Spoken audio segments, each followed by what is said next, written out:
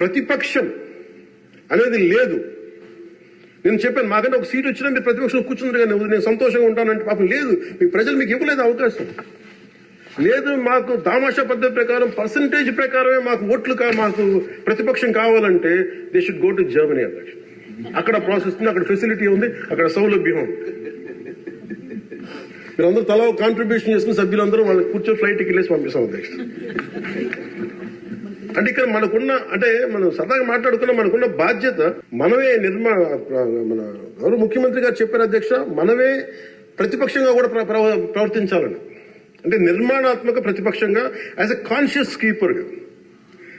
Singapore లో మనకు తెలిసి PIP, People's Action Party, which is initiated by great leader Lee Kuan Yew, స్వీయ నియంత్రణ కోసం వాళ్ళు అధికారంలో ఉండటం కారణంగా స్వీయ నియంత్రణ కోసం అధికార పార్టీలోని విభిన్నమైన అభిప్రాయాలతో కూడిన చర్చలు చేస్తారు అధ్యక్ష.